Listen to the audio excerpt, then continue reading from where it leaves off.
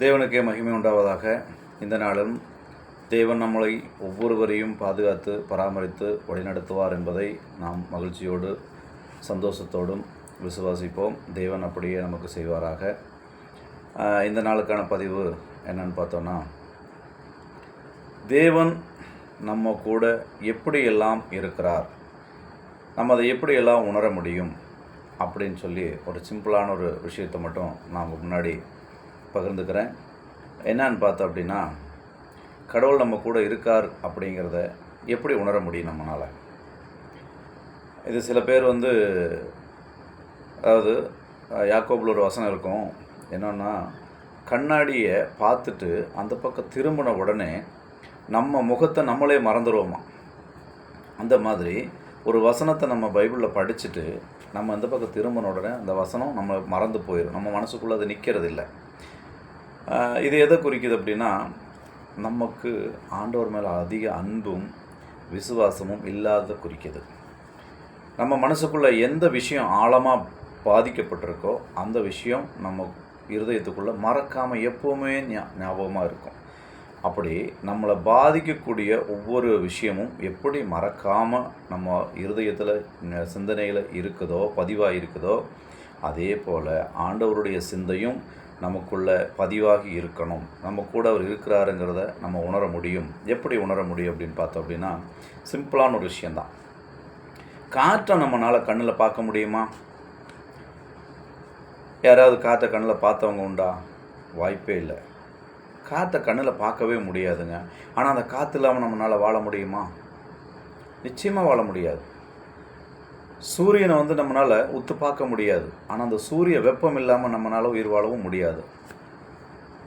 இதெல்லாம் எந்த அளவுக்கு ஆண்டவர் நமக்கு தேவைங்கிறத எவ்வளவு நேர்த்தியாக படைச்சி வச்சுருக்கார். அவருடைய படைப்பு எவ்வளோ அற்புதமாக இருக்குது. அது மட்டுமா, சங்கீதம் 104 சங்கீதம், அதாவது 4வது வசனம் என்ன சொல்லுதுன்னு பார்த்தோன்னா, தம்முடைய தூதர்களை காற்றுகளாகவும் தம்முடைய ஊழியக்காரரை அக்கினி ஜுவாலைகளாகவும் செய்கிறாராம். எவ்வளவு அற்புதமான ஒரு விஷயம்.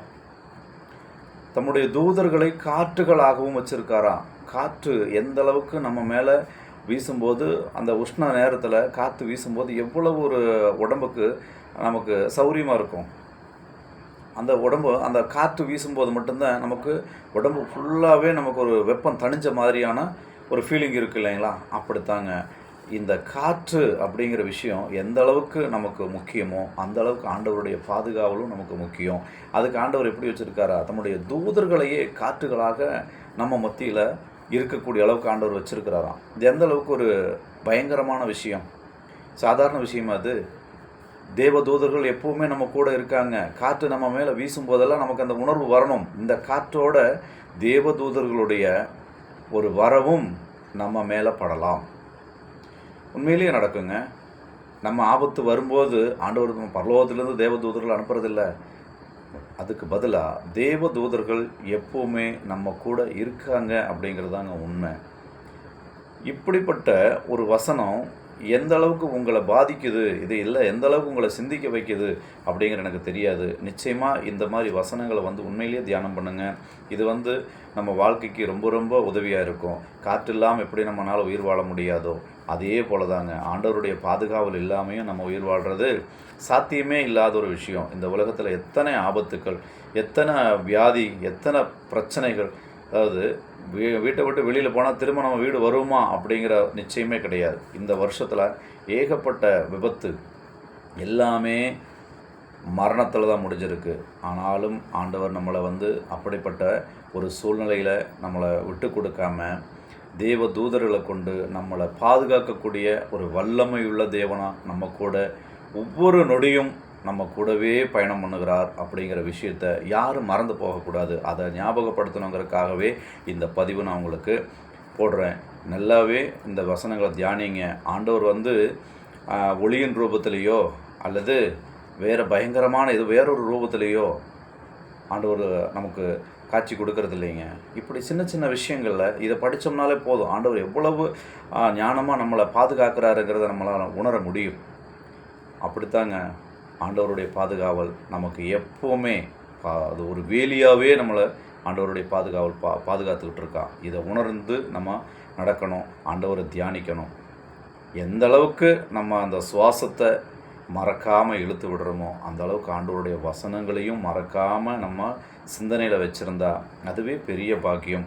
ஆண்டவர் நிச்சயமாக அப்படிப்பட்ட ஆத்மாக்களை தேடி வந்து அவங்களுக்கு ஆறுதல் படுத்துவார். இதில் எந்த ஒரு சந்தேகமும் கிடையாது. இதுக்கு நம்ம தகுதி உள்ளவங்களாக இருக்க தெய்வம் நம்மளை ஆசீர்வதித்து நடத்துவாராக. ஜெபிப்போம்.